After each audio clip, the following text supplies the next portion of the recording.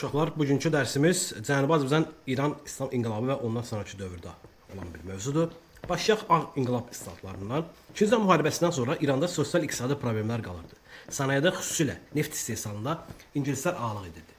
Kəndlərin çoxu mülkiyyət sahibi deyildi. Bu isə kəndli çıxışlara səbəb olurdu və demokratik mübarizə qarşısında hər bir yolla almaqla bərabər Şah hökuməti baş verən çıxışları zəiflətmək, sosial gərginliyi yumşaltmaq üçün 1962-ci ildə Ağ İnqilab adlanan islahat həyata keçirmək istəyirdi. Ağ İnqilab dinc yolla həyata keçirilən inqilabi bir hərəkat idi. Ağ İnqilab islahatının ən əhəmiyyətlisi aqrar islahat nəticəsində kəndlərin dövlət və sahibkar torpaqlarını satın almasına şərait yaratdı və Cənubi Azərbaycan kəndlilərinin 80% torpaq sahibinə çevrildi. Lakin kəndlilər fermer təsərrüfatını yaratmaq yolunda böyük çətinliklərlə qarşılaşdı və neft sənayesi üzərində ingilislərin inhisarına qoyuldu və onun milliləşdirməsi üçün xüsusi addımlar atıldı. İranda qərb həyat tərzi yayılmasına yol açdı bu hadisə. Sənaye və kənd təsərrüfatında dirçəliş başlasa da uğurla nəticələnmədi. Daha sonra milli vəhdət siyasətinə baxaq. İkinci Dünya müharibəsindən sonra Pəhləvilərin dəstəklədiyi pan-İranizm siyasətinin növbəti dalğası başladı və 1960-70-ci illərdə İranda milli vəhdət adı altında başlı xalqları fərqləşdirmək siyasəti həyata keçirildi. Cənubi Azərbaycanda türk dilinin işlədilməsi qadağan edildi. Türk dilində çıxan bütün qəzet, jurnal və kitablar dayandırıldı. İran inqilabının səbəblərinə baxaq indi. İran inqilabı ərəfəsində aşağıdakı amillər ölkədə ziddiyyətləri daha da dərinləşdirildi. Bunlar Pəhləvi şahının hökumətinin apardığı islahatlar, siyasi hüququ sferada qatı mühafizəkar siyasətin yürüdülməsi, milli azlıqlara qarşı hökumətin assimilyasiya yəni onları farslaşdırma, belə deyək, xarici, əsasən də qərb dövlətlərinin ölkəyə daxil işlərə qarışması, şah hökumətinin xarici investisiyalara imkan yaratması və qərb yönümlü siyasəti bu amil İranda qərb həyat tərzinin yayılmasına yol açmış və mədəni sahədə qərb yönümlü modernləşmə cəhdləri sayılırdı. İran inqilabına baxaq 29 Bəhmən üsyanı adını almışdır. Birinci mərhələyə baxaq 1977-ci il dekabrın 12-sində Təbrizdə 1945-ci il milli hökumətin yaranmasının il dönümü münasibətilə keçirilən tədbirdə Təbriz Universitetinin tələbələri şah əleyhinə çıxış etməyə başladılar. Dekabrın sonlarında Qum şəhərində monarxiyanın ləğv edilməsi tələbi ilə izdihamlı nümayiş başladı və 1978-ci ilin yanvarında Qum şəhərində çıxışda konstitusiya prinsipləri və qaydalara riayət olunması, şahlığın, yəni monarxiyanın ləğv edilməsi tələbi irəli sürüldü. Lakin Qum şəhər nümayişləri polis arasında toqquşmalar baş verdi. Şah rejimi bu çıxışlarda iştirak edən insanlara qəddarlıqla divan tutdu və Qum hadisələri zamanı həlak olanların dəfinin 40-cı günündə, yəni 1978-ci fevralın 18-də Təbrizdə din başçılarının əleyhinə din başçılarının əhaliyə müraciəti ilə 10 minlərlə insan nümayişə başladı. Bu da 29 Bəhmən üsyanını aldı. Üsyanda ziyalılar, tələbələr, ruhanilər, sənətkarlar, xırda tacir və sahibkarlar, fəhlələr, məktəb şagirdləri də iştirak edirdi. Dinc nümayiş az sonra üsyana çevrildi. Üsyançılar İslami və demokratiya istəyi əks etdirən şüarlar irəli sürürdü. Şah əlavə olaraq hərbi hissələrin köməyi ilə sonda üsyanı yatırtdı və 18 fevral Təbriz üsyanı, yəni bu üsyanın əsası nə idi? 1978-79-cu ildə İran inqilabının ilk müjdəçisi və Pəhləvi monarxiyasına zərbə vuran ilk xalq çıxışı olmuşdu. Təbriz üsyanı zamanı dinc əhaliyə qarşı silah işlədilməsi Tehran, İsfahan, Məşəd, Qum, Zəncən və başqa yerlərdə xalq çıxışlarına səbəb oldu. İnqilab rəhbərləri arasında xeyli Azərbaycanlı, yəni bunlar kimlər idi? Ayətullah Kazım şəriət mədari, müvəqqəti hökumətin başçısı Mehdi Bəzarqan da və başqaları da iştirak edirdi. 1978-ci sentyabrında inqilabın ikinci mərhələsi başladı və bu mərhələdə ölkədə nüfuzlu və vahid siyasi təşkilatının olmaması ruhanilərin rolunu daha da gücləndirirdi. Fransada müalicətdə olan Ruhullah Ayətullah Xomeyni daha sonra şöhrət qazandı və Cənubi Azərbaycan isə Ayətullah Kazım şəriət mərdanı böyük nüfuza sahibidir. O əhalinin milli haqları uğrunda mübarizə aparırdı, dini siyasətdən ayrı tutulmasını və İranda yaşayan millətlərə, etnik azlıqlara hüquqların verilməsinin tərəfdarı idi. Sentyabrın 7-sində ölkənin 12 şəhərində, o cümlədən Təbrizdə yeni və kütləvi çıxışlar başlandı və ruhanilərin şah hökumətinə və xarici imperialist dövlətlərə qarşı çıxışları daha da genişləndi və hərəkatın neft sənayesi fəhlələri də qoşuldu.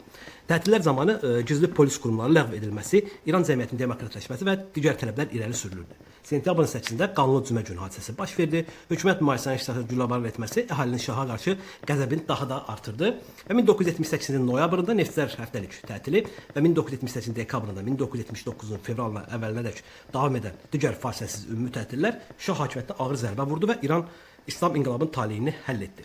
Məhəmməd Rza təzyiqlər nəticəsində 1979-cu ilin yanvarın 19-da İrandan qaçdı. Beləliklə Pəhləvi sülaləsinin hakimiyyəti devrildi. 1925-də hakimiyyətə gəlmişlər və 1979-cu ildə hakimiyyətləri sona çatır. 1979-cun fevralında Xameyinin Parisdən Tehrana gəlməsi ilə inqilab başa çatdı. Fevralın 16-sında şahpərəstlərin son qalıqları Təbriz və Zərnabzəndə digər şəhərlərdə tamamilə zərərsizləşdirildi və təmizləndi. İnqilab zamanı 25 min nəfərə yaxın qurban vermiş Azərbaycan şəhəri xalqın əlinə keçmiş oldu. Respublikanın qurulması uğrunda hansı partiyalar var idi, bunlar haqqında məlumat verəcəyindi. İran inqilabından sonra ölkənin idarəçilik sistemi hansı əsasların qurulmasına bağlı fikir ayrılıqları yarandı. Məsələn, bir partiya var idi, Tuda partiyası. Sosialist Respublikası adlandırılması istəyirdi İran Respublikasının. İran Respublika partiyası isə İran Respublikasının yaradılmasını istəyirdi. Ayətullah Xomeynin başçılıq etdiyi ruhanilər tərəfindən idarə olunan bu partiya ölkənin ən güclü dini siyasi partiyası idi. ABŞ yönümlü Milli Cəbhə isə demokratik quruluşu müdafiə edirdi. Müsəlman Xalq Respublikası partiyası isə Seyid Məhəmməd Kazım Şəriət Mərdanə rəhbər edirdi. Dini siyasətdən ayrı tutulmasını istəyən, milli və etnik azlıqların haqlarını müdafiə edən, liberal dəyərlərə üstünlük verən bir idarəçilik sisteminin yaradılmasını istəyirdi. Lakin ilk günlərdən hakimiyyət şücanını ələ alan Ayətullah Xomeynin tərəfdarları qalib gəldi və Ümumi Xalq Rəy sorğusu ilə 1979 aprelin 1-də İran İslam Respublikası elan edildi. İran İslam Respublikasından sonra hüquq mübarizəyə baxaq. İraqdan sonra yaradılan bir sıra təşkilatlar, o cümlədən Azərbaycan Yazıçılar və Şairlər Cəmiyyəti arasında bəzi məsələlər gündəmə gətirildi. Bunlar hansılar idi? İran daxilində Azərbaycana müxtəriyyətin verilməsi, məktəblərin tədrisin ana dildə aparılması və ana dilində dərsliklərin, kitabların, qəzet və jurnalların çap olunması əsas rol oynayırdı. 1979-cu il aprelində Azərbaycan Yazıçılar və Şairlər Cəmiyyəti ana dili probleminin həlli ilə bağlı proqramlar qəbul etdi. Bu başlıca proqram maddələri var idi. Məsələn, Azərbaycan xalqının rəsmi dili Azərbaycan dili elan edilsin, İran universitetlərində Azərbaycan dilində rəsmi tanınması, Azərbaycan dili və ədəbiyyatının konfederasiyasının yaradılması, hazırlıq, məktəb üçün ana dili və ədəbiyyat müəllimlərinin hazırlanmasına başlamaq, Təbrizdə iki dilli məktəblərin yaranması və dərs kitablarının hazırlanması nəzərdə tutulurdu. Əsasən ziyalardan ibarət olan Azərbaycan Yazıçılar və Şairlər Cəmiyyətinin fəaliyyəti 1980-ci il əvvəlinə qədər davam etdi. Daha sonra bu fəaliyyət məhdudlaşdırılacaq. Bu dövrdə İran Azərbaycanın haqları uğrunda mübarizə aparan siyasi təşkilatlar bunlar hansılar idi? Bunlar əsasən biz bildiyimiz kimi qısaldılmışı MXRPP, yəni qısa olaraq biz onu deyə bilərik ki, Müsəlman Xalqları Respublikasının partiyası nəzərdə tutulurdu. Bunlar nə istəyirdi? Bunlar onu istəyirdi ki, Azərbaycan təşkilatı suveren İran dövləti daxilində Azərbaycan xalqının müxtəlif hüquqlarında mübarizənin özünü başlıca vəsilə kimi göstərir. Eyni zamanda İslam prinsiplərinə dayanaraq sosialist cəmiyyətin əsaslarını qoymaq əzmini bildirirdi. 1979-cu dekabrında qəbul edilən İran Konstitusiyasının ölkədə ruhanilərin mütləq hakimiyyətini təsbit etdi.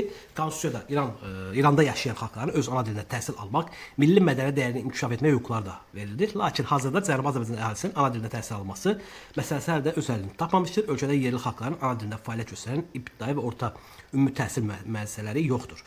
Yəni bu o deməkdir ki, konstitusiya formal olaraq qəbul edildi, lakin heç bir şeyə əməl olunmadı. Burada 15-ci maddəsində qısa verilib, bunu siz saxlayıb videonu özünüz baxarsınız da haqqında məlumatdır. Sonuncu üsyana baxaq. Konstitusiya layihəsinin yeni mətnində milli əyalətlərin bəzi hüquqlarına bağlı qeydlərin çıxarılması, həmçinin ibtidai məktəblərdə ana dilində təhsil hüququnun əvəzinə fars dilində icazə verilməsi kəskin etiraz doğurdu və 1979 dekabrın 5-də Azərbaycan bölməsi, yəni Müsəlman Xalqları Respublikası partiyasının Azərbaycan bölməsi Təbriz əhalisinin konstitusiyaya etiraz etmək, şərait mərdən dəstək olmaq üçün miting və nümayişə çağırması Təbrizdə üsyanın başlamasına təkan oldu və Təbriz üsyanı Konstitusiyanın 110-cu maddəsində bu maddəyə əsasən Xameyniyə vilayət fəqi, ixtiyarı və qeyri-məhdud mütləq ailə hakimiyyəti hüquqları verdi, yəni bir hökmdar kimi bunun etirazına başladılar. Bu üsyan zamanı Təbrizdə dövlət və digər orqanlar ələ keçirildi, Cənubi Azərbaycan İslam Respublikası elan edildi. Lakin üsyan heç bir nəticə vermədi və yatırıldı. Hakimiyyətin möhkəmləndirilməsinə baxaq. 1980-ci ilin yanvarında İranda prezident seçkiləri keçirildi. Mart-may aylarında İranda parlament seçkiləri keçirildi və avqust-sentyabr aylarında isə İran yeni daimi hökumət fəaliyyətə başladı. Yeni hökumət torpaq və istilik məsələləri həll edə bilmədi. Məclis torpaq islahat qanunu qəbul etsə də 1981-ci ildə islahata cəlb edilən torpaq sahələrinin çoxu varlı ruhanilərin, məclis vəkillərinin, yüksək vəzifə sahiblərinin mülkiyyətində olması səbəbilə dövlət bu qanunu həyata keçirə bilmədi. 1980-ci ildə əvvəllərində etibarən mövcud quruluşa qarşı çevrilərə qarşı təqiblərə başlandı. Gizli fəaliyyət göstərən təşkilatlar mədəni inqilab adı altında müxtəlif siyasi damğalar vuruldu. Onlara qarşı aparılan təqiblər daha da genişləndirildi. Bununla yanaşı 1983-cü ilin əvvəllərinə qədər mədəni təşkilatlar azad nəşr imkanları məhrum edilib, təqiblərə məruz qaldı. Dövlət yerli dillərə yalnız fars dillə yanaşı işlədilməsi şəraitində məhdud hüquqlar versə də, reallıqda qeyri-fars dillərin istifadəsi məhdudlaşdırıldı. Qeyri-fars xalqlarının milli ədəbiyyat məktəblərdə ana dildə tədris keçməyə imkan verilmədi. Əvəzində İslam ümmət adı altında şovinist ideologiya, yəni farslaşdırma siyasəti təbliğ olunmağa başladı. Buna baxmayaraq inqilabdan sonra Cənubi Azərbaycanda ana dilində çoxlu sayda qəzet və jurnallar nəşr olundu. Onların içərisində görkəmli alim və ictimai xadim Cavad heyətinin nəşr etdiyi Varlıq jurnalda daha uzun ömrü olmuşdur və 1979-cu ildə fəaliyyətə başlamışdır.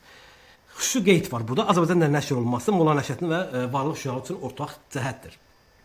Fərqli cəhət odur ki, Varlıq jurnalı Cənubi Azərbaycanda, Molla Nəşrəddin isə Tiflisdə işıq üzü görmüşdür. 1984-cü Ayətullah Xomeynin səyi ilə təhsilin İslamlaşdırılması haqqında konsepsiyası qəbul olundu. Ali və orta təhsil sahələrində bütün dərs məzmunu dəyişdirildi və məzmun fars dilinin millətçilərə xidmət etməsi belə qərarlaşdırıldı.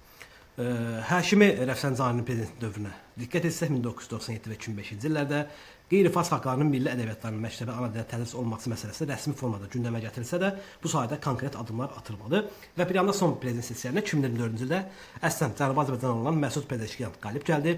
Onun seçki proqramında liberal islahatlarla yanaşı Cənubi Azərbaycan əhalisinin dili, məktəb məsələsini həll etməsi dair bəzi proqramlar daxil edilmişdi. Lakin hələ də hakimiyyətdədir və onun bu barədə heç bir irəliləyişə apardığı bir hadisə olmayıb.